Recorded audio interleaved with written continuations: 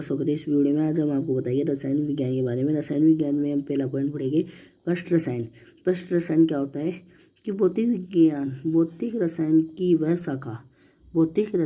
वह शाखा जिसमें पदार्थ की सतह घटनाओं का अध्ययन किया जाता है उसे स्पष्ट रसायन कहते हैं। जैसे कि स्पष्ट का अर्थ होता है सतह पर होने वाली सारी घटनाओं का अध्ययन हम इसमें करेंगे।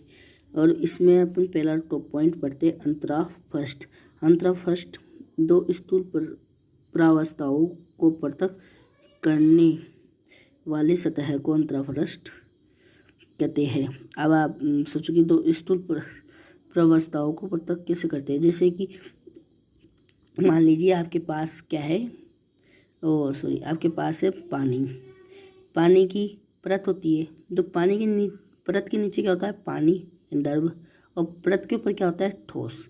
यानी वो परत को क्या बोलते हैं अपन, अंतरापृष्ठ।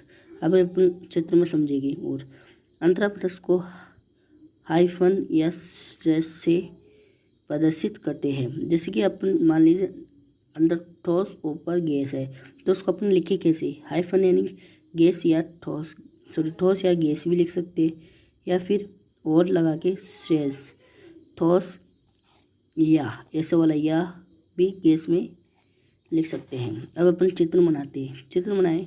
अपन ने अंदर ठोस है ऊपर गैस है, यानी गैस के अणु है अंदर ठोस है। तो अंतरापृष्ठ क्या हुआ, इन दोनों की जो अंतर बता रहा है कि इसके ऊपर तो गैस है, इसके ऊपर तो गैस है, उसके अंदर ठोस है, इसे बोलते हैं अंतरापृष्ठ।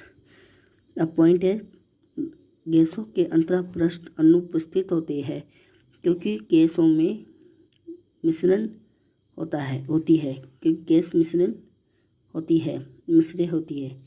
मिश्रण यानी मिक्स होती है।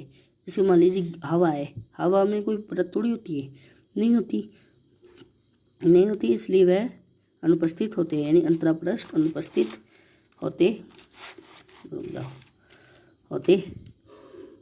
हैं।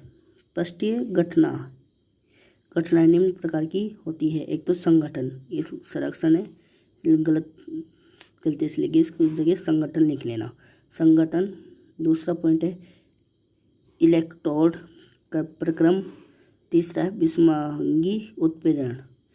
अब इसके बाद हम पढ़ेंगे अपन अधिशोषण स्पष्ट रसायन वह अंतराल के बीच के अंतर बताते हैं कि अधिशोषण की इस पे ठोस पे धूल के कण आके क्यों चिपक रहे हैं, इसके बारे में इसमें पढ़ेगी। किसी पदार्थ की सतह पर अन्य पदार्थ का एकत्रित होना अधिशोषण कहलाता है, अथवा इसकी दूसरी परिभाषा भी बोल सकते हैं ठोस या द्रव की सतह पर अन्य पदार्थ का सांद्र होना, इसकी तीसरी परिभाषा भी हो सकती है। अधिशोषक की सतह पर अधिशोष्य के कण का एकत्रित होना ही अधिशोषण कहलाता है। ये अधिशोषक और अधिशोषण के दो भेद है। इसका नाम है अधिशोषक। आपको चित्र में बता देता हूँ। अभी चित्र में जैसे मान लिया अंदर ठोस और बाहर गैस के कण बैठ के आ गई, तो ठोस को अपन क्या बोलते हैं, अधिशोषक। यानी अधिशोषक के ऊपर कौन सी गैस बैठे, अधिशोष्य बैठी। इसी पूरी प्रक्रिया को क्या बोलते हैं, अधिशोषण बोलते हैं। अब उसी प्रकार अपन नोट डाल लेते हैं। यानी जैसे कि अधिशोषण अंतरापृष्ठ रसायन के जैसे अधिधारण भी होता है। जैसे अधिशोषण में अपन कोई भी ठोस वस्तु ले सकते हैं, लेकिन अधिधारणा में अपन केवल धातु की वस्तु ही ले सकते हैं। धातु की सतह पर किसी गैस का अधिशोषण ही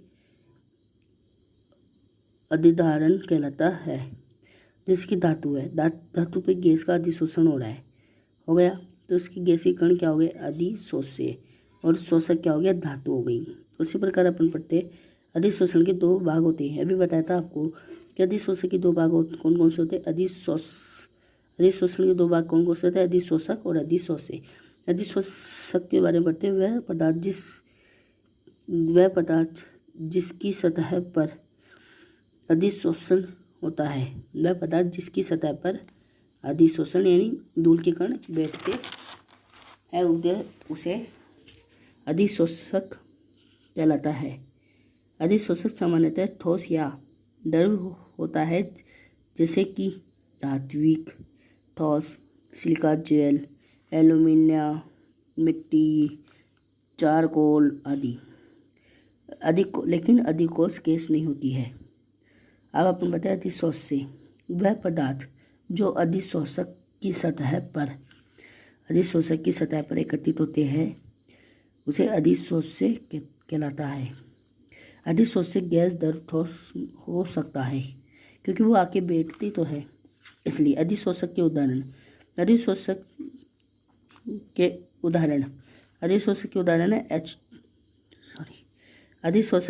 है H2N यानी hydrogen, nitrogen, hydrogen chloride, SO2, CO और CO2 आदि गैसों से